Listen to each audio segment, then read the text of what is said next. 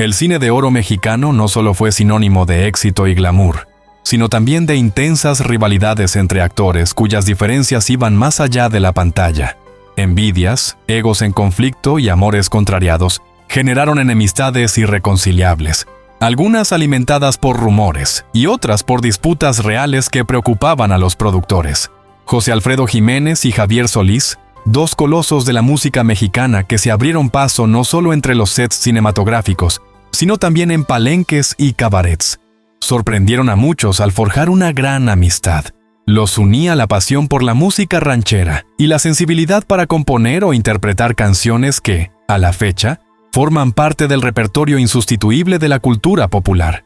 Pero esta hermandad musical y personal no pudo mantenerse incólume ante uno de los elementos más explosivos que pueden aparecer entre amigos: el amor de una mujer. Se cuenta que esa mujer fue la cautivadora Mary Medel, quien inicialmente se relacionó sentimentalmente con José Alfredo Jiménez. Mary era vista como su pareja y el gran apoyo en momentos complicados. Cuentan los chismes de la época que Javier Solís, atrapado por los encantos de la misma joven, no dudó en cortejarla sin considerar que con ello se enfrentaría a su gran amigo. Fue un atrevimiento que provocó un verdadero cisma entre estos dos gigantes de la canción. Hubo quienes aseguran que José Alfredo reaccionó con una furia silenciosa. Otros afirman que Solís negó cualquier intención, sugiriendo que fue todo un malentendido. Pero las especulaciones de la prensa y el público, que adoraban estos dramas, hablaron de miradas llenas de resentimiento y palabras duras que terminaron por separar a los dos intérpretes. La situación se tornó más dramática cuando Mary Medel prefirió alejarse de ambas figuras por un tiempo, intentando aplacar los rumores. En un principio, algunos pensaron que su recato era pura estrategia publicitaria, mientras otros creyeron que ella verdaderamente buscaba la paz. Cualquiera que fuese el motivo, la amistad entre José Alfredo y Javier quedó hecha a pedazos.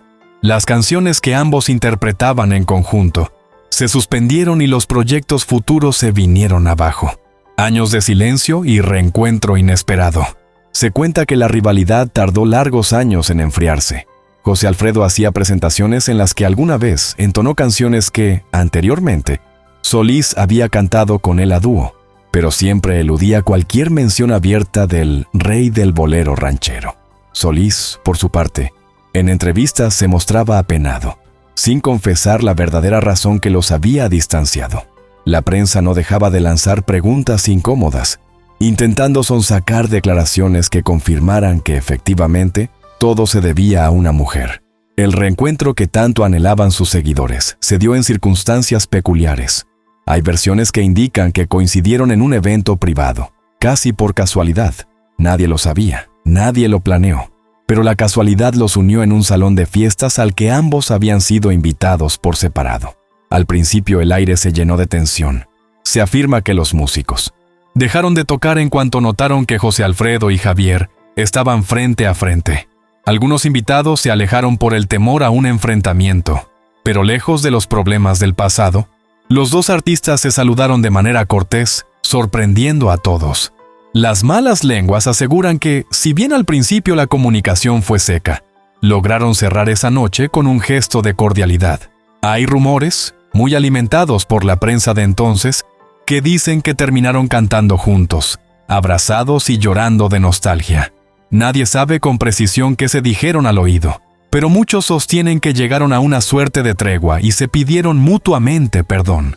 Pese a todo, ese acercamiento no logró revivir la vieja camaradería. De cualquier forma, el episodio marcó un paso para que, por lo menos, el odio no siguiera alimentándose. Así termina la historia de lo que se ha llamado la gran traición sentimental entre dos pilares del folclore nacional. Hablar de María Félix y Dolores del Río es referirse a dos monumentos de la época de oro del cine mexicano. Ambas, con trayectorias impecables, con bellezas imponentes e indiscutibles dotes histriónicas. El público, que vivía seducido por sus películas, se deleitaba al compararlas. ¿Quién era más hermosa? ¿Quién tenía mayor talento dramático? ¿Cuál de las dos era la verdadera reina del cine? Las comparaciones eran constantes, y los medios no dudaban en azuzar ese fuego con titulares llenos de suspicacia. Cada palabra que decían, cada gesto, cada frase que una lanzaba a la otra, era interpretado como un agravio o un guiño de guerra. Si bien se había hablado durante años de que su rivalidad estaba fundamentada en chismes, la realidad era que las dos sabían que compartían un sitio privilegiado en la industria. Dolores había triunfado en Hollywood antes de regresar a México, y María era la gran diva nacional, orgullo de la cinematografía. La rivalidad se hizo más evidente cuando se anunció que ambas estelarizarían la película La Cucaracha, en 1959, bajo la dirección de Ismael Rodríguez. Algunos imaginaban que la tensión dentro del set sería insostenible, pero lo cierto es que hubo un ambiente de cordialidad que sorprendió a muchos.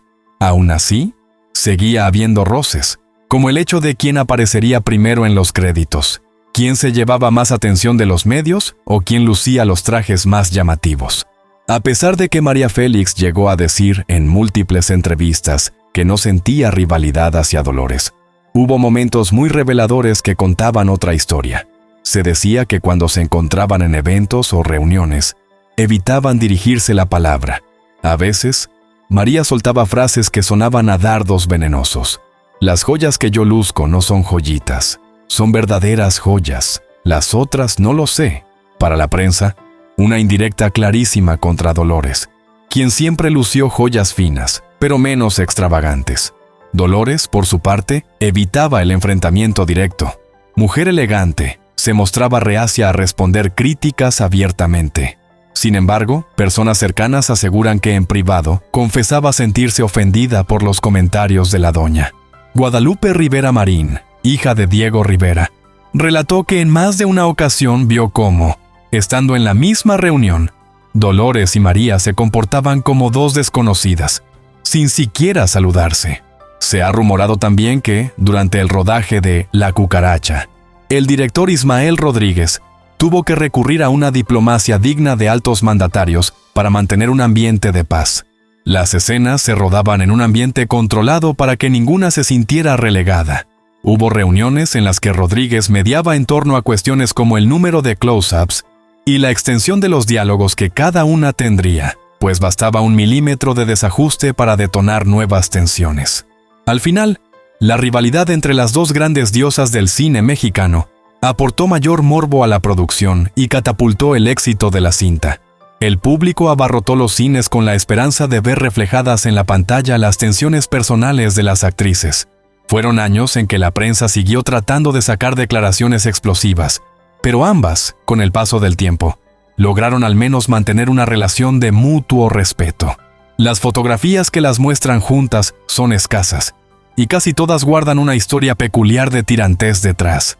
Con el tiempo, esa supuesta rivalidad se volvió una leyenda que el público se negaba a dejar morir, consolidando su mito para siempre. Pedro Infante y Jorge Negrete marcaron la época más gloriosa del cine mexicano.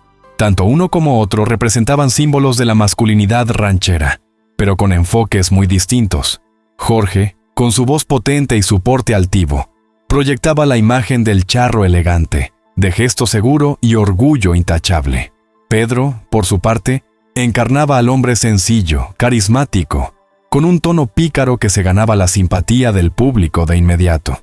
Este contraste alimentó la versión de que existía una rivalidad feroz entre ambos, particularmente por el liderazgo en la música ranchera y la preferencia de los espectadores. Durante años, la prensa aseguró que ambos se despreciaban y que tenían roces constantes. Se hablaba de que Negrete consideraba a Infante un simple cantante de rancho, y que Pedro veía a Jorge como un divo arrogante. Sin embargo, la realidad pudo ser muy distinta. Fue gracias a la película Dos tipos de cuidado, 1953, que se demostró que, si había tensiones, no llegaron al punto de imposibilitar el trabajo juntos. Fue una producción memorable que rompió récords de asistencia en su época. Los rumores indicaban que en el set el ambiente fue muy relajado, incluso con bromas y momentos de camaradería. Aunque algunos afirmaban que se detestaban, se cuenta que, en realidad, Jorge Negrete ayudó a Pedro Infante a dar sus primeros pasos en papeles importantes. Pedro ya había despuntado como gran promesa de la canción, pero en el cine empezaba con roles secundarios.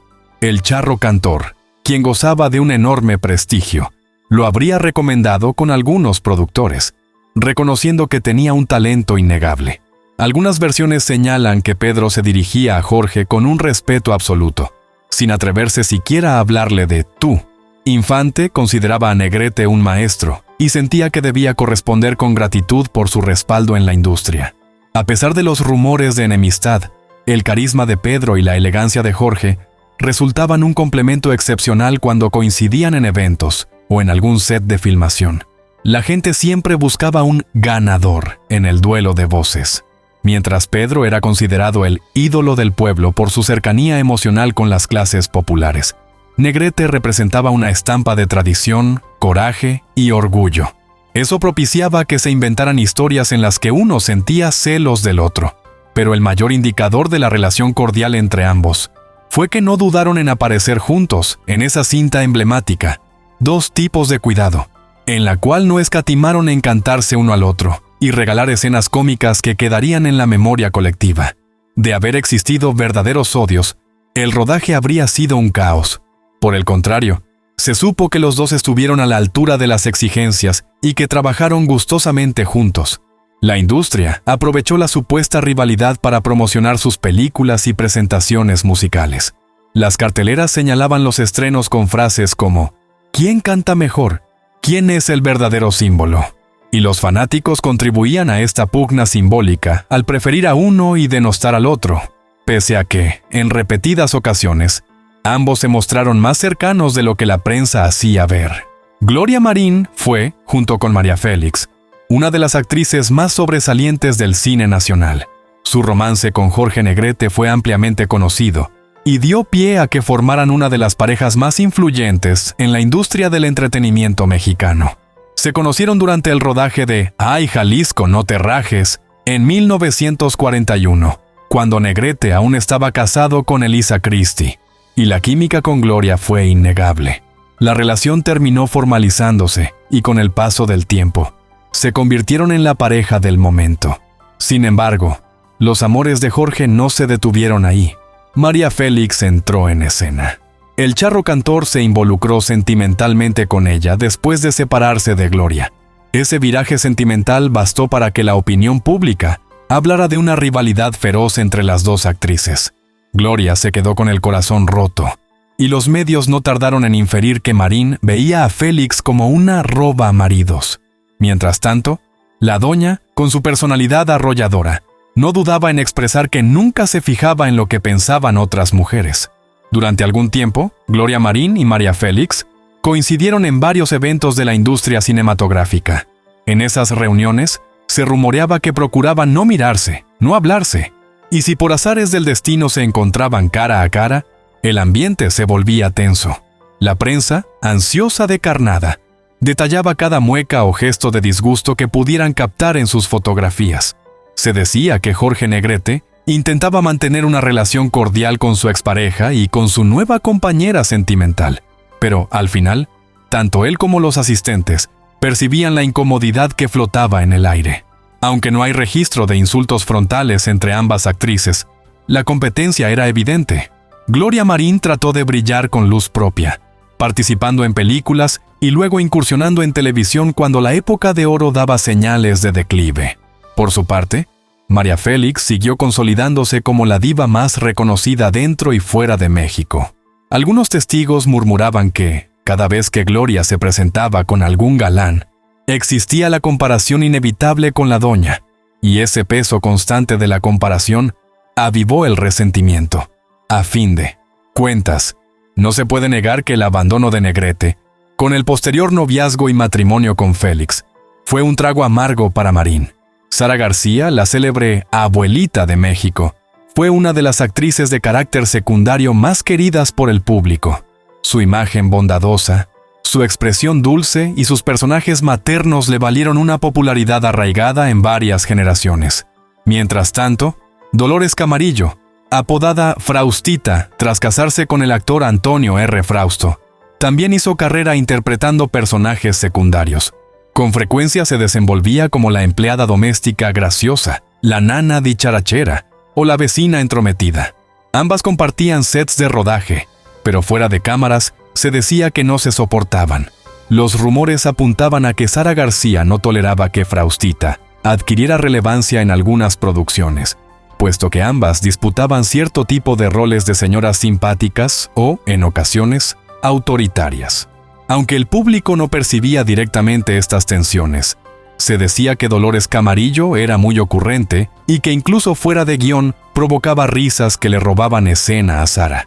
Esto habría provocado disgustos de la abuelita de México, quien prefería mantener un control más estricto de los tiempos y la atención que recibía en la pantalla. Se hablaba de que, cuando coincidían en alguna producción, los camarógrafos y directores eran advertidos de filmar con mucho cuidado para evitar opacar a Sara García con las intervenciones cómicas de Dolores Camarillo. Nadie lo reconocía abiertamente, pero las discrepancias generaban roces en el rodaje. Incluso trascendió que Faustita, quien también se desempeñaba como maquillista, tuvo que ceder más de una vez en sus funciones para no toparse directamente con Sara en el camerino y desatar fricciones que se volvieran un escándalo. Mario Moreno Cantinflas y Germán Valdés Tintán fueron dos de los comediantes más populares y admirados de la época de oro del cine. Su humor, sin embargo, era diametralmente opuesto. Cantinflas basaba su comicidad en la palabra, en los enredos verbales y en la crítica social disfrazada de ingenuidad. Tintán, en cambio, explotaba su carisma pachuco, su ingenio festivo, su habilidad para el canto y el baile, y su característico desparpajo. Sus seguidores, que se contaban por millones, sembraron la versión de que ambos comediantes se detestaban y que nunca compartirían un proyecto porque no se soportaban. Aunque no existía un verdadero enfrentamiento personal, la prensa sí se afanó en presentar un escenario de rivalidad. Cuentan que Cantinflas llegó a deslizar críticas a la figura del pachuco, mostrándose un tanto reacio a esas representaciones que algunos consideraban faltas de seriedad. Tintán, por su parte, era más relajado, pero prefería no involucrarse mucho con el mimo de la gabardina. Se dice que le molestaba la fama de intransigente que Mario Moreno tenía en las negociaciones sindicales de la ANDA o en la selección de elencos. La anhelada unión se dio de manera inesperada. En 1945, la Plaza de Toros La Condesa fue escenario de un evento benéfico para el personal de seguridad pública. Allí coincidieron Cantinflas, Tintán y otros colegas, como Manuel Medel y Jorge Negrete. La ocasión quedó registrada en un cortometraje, con una divertida aparición de estos cómicos toreando, saludando y haciéndose bromas, siempre con el objetivo de entretener a los asistentes. Para sorpresa de muchos, el ambiente fue armonioso. Rieron juntos, se echaron flores en el ruedo y, aunque no fue un largometraje formal, sí fue la prueba de que podrían haberse llevado bien si sus mundos de la comedia se hubieran cruzado con mayor frecuencia. Aún así, su presentación conjunta quedó como un suceso aislado. Continuaron sus carreras por separado y la supuesta rivalidad se mantuvo viva en la memoria de la audiencia. Las comparaciones entre Cantinflas y Tintán no cesaron. La prensa no dejaba de enfrentarlos en sus titulares, y así se perpetuó la leyenda de que, en el fondo, no se podían ver ni en pintura. Sara García no fue la única veterana que encarnaba papeles de abuela o de mujer mayor, con carácter afable o dominante. Prudencia Grifel, también reconocida en la industria, competía por los mismos roles. Ambas contaban con talento y presencia escénica para cautivar al espectador con su imagen de señoras queridas, sabias, consejeras y a la vez de armas tomar. Esa coincidencia de tipo de personaje generaba tensión en las producciones y, por supuesto, alimentaba cuchicheos. ¿Cuál de las dos era más convincente para interpretar a la abuelita? ¿Quién resultaba más querida por el público? Se menciona que Sara García miraba con recelo a Prudencia Grifel cuando se enteraba de que había sido elegida para proyectos similares. Algunas anécdotas señalan que, en rodajes donde ambas coincidían, cada una exigía su propio camerino y no deseaba compartir espacios. Siendo las dos igual de experimentadas, ninguna quería ceder terreno. Esto traía de cabeza a los directores, quienes necesitaban lidiar con actrices que sabían muy bien su valor en la pantalla. Elsa Aguirre emergió como una de las actrices de belleza impactante a finales de los años 40 y principios de los 50. Su rostro delicado, su mirada profunda y su porte elegante inevitablemente la llevaron a ser comparada con María Félix. La prensa, como era costumbre, no tardó en sugerir que Elsa era la nueva María Félix o su sucesora, insinuando que quizá podría robarle el trono.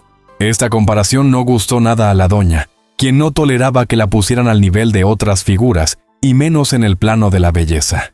Se hablaba de que la tensión llegó a un punto crítico cuando el director Ismael Rodríguez contempló a Elsa Aguirre para coprotagonizar la película La Cucaracha, 1959, junto a María Félix.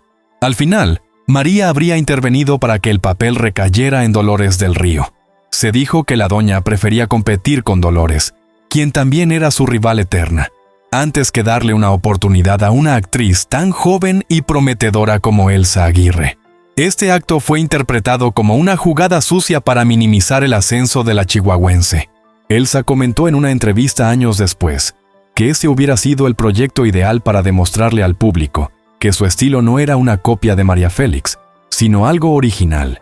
Lamentó profundamente que se le hubiera dado la espalda en el último minuto sin una razón clara.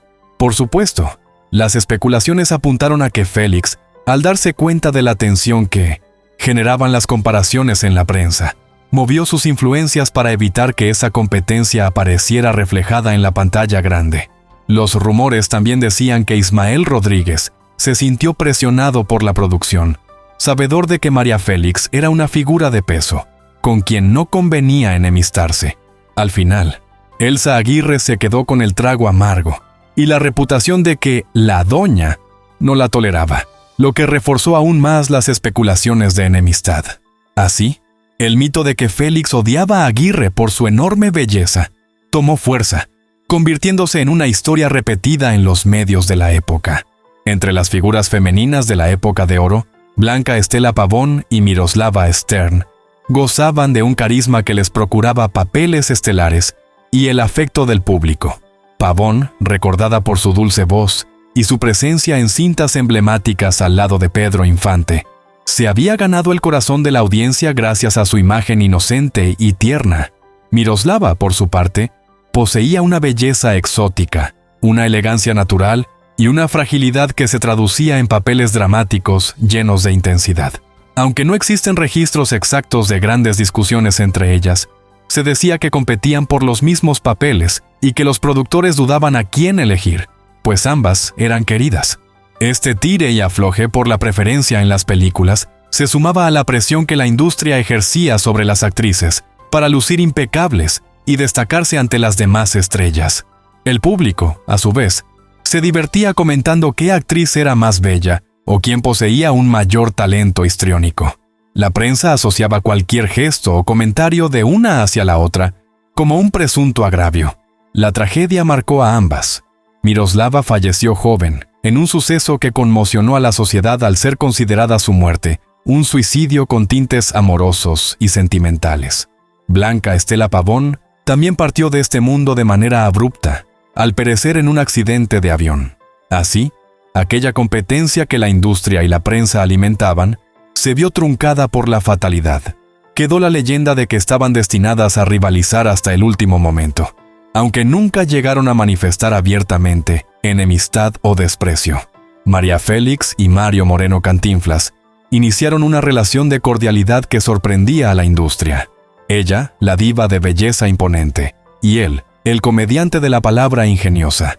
Parecían tan opuestos que pocos creían que pudieran acercarse con naturalidad. Sin embargo, en algunos eventos aparecían sonrientes, departiendo y lanzándose comentarios amigables. El distanciamiento real comenzó cuando Jorge Negrete y Cantinflas tuvieron fuertes discusiones dentro de la ANDA, enfrentándose en asambleas que terminaban en gritos y acusaciones graves. La boda de Jorge Negrete con María Félix selló la brecha. La doña decidió apoyar a su marido en el pleito que éste tenía con Cantinflas. Con ello, la relación entre ella y Mario Moreno se fue enfriando. Se hicieron cada vez más evidentes las diferencias de pensamiento y personalidad. El punto de quiebre llegó con la muerte de Negrete. La asociación organizó un homenaje de cuerpo presente, que Cantinflas se negó a encabezar. María lo interpretó como un desplante ofensivo.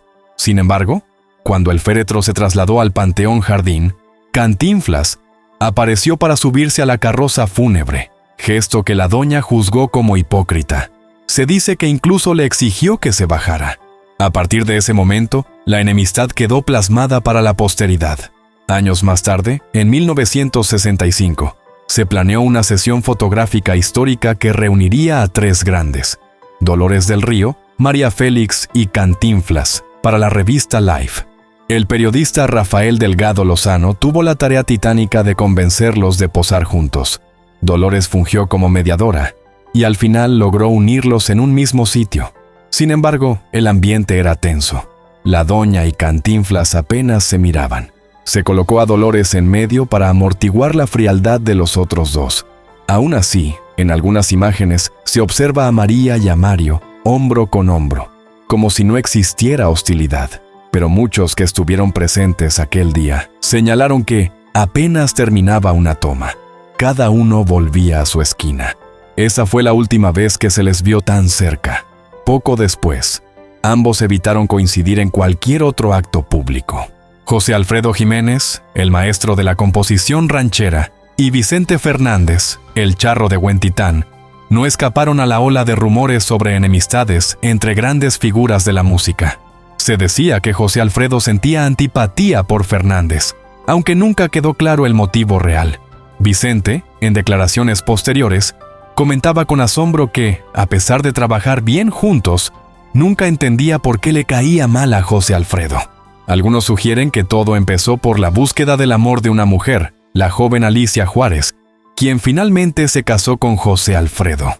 Según esta versión, el mismísimo Chente habría intentado cortejar a la cantante en algún momento, y eso desató los celos del maestro. Sin embargo, otros señalan que la rivalidad se recrudeció cuando Vicente interpretó la canción Las llaves de mi alma, que supuestamente habría sido plagiada de las composiciones de José Alfredo. Durante años circuló el rumor de que Alicia Juárez había cedido a Vicente Fernández una composición inédita de su esposo antes de que éste muriera, adjudicándosela el charro de Huentitán. Sin embargo, Fernández siempre negó esta historia, asegurando que la canción fue concebida por él, aunque reconocía que pudo haber influencias o sugerencias de José Alfredo en la música, sin haber sido coautoría oficial. De cualquier manera, el chisme corrió como pólvora entre los fanáticos, alimentando la idea de una enemistad casi irreconciliable. Se cuenta también que en una fiesta organizada por Irma Serrano, José Alfredo se dirigió a Vicente con insultos y le marcó una especie de raya imaginaria que Fernández no podía cruzar. El maestro le habría gritado: «No te me acerques, pendejo». Esto sonó como un verdadero desafío que dejó a Chente sorprendido. Aún así, en diversas ocasiones, se limaron asperezas para retomar ciertas colaboraciones, una relación volátil que encontraba puntos de concordia en el amor por la música y puntos de ruptura en los roces personales y profesionales que jamás se aclararon del todo.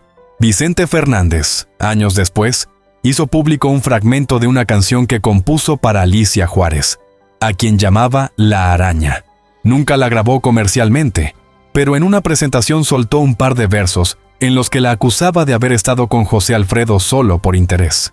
Comentarios que muchos interpretaron como prueba de que, en efecto, había existido una rivalidad amorosa que dejó un sabor amargo y que trascendió incluso la muerte del compositor.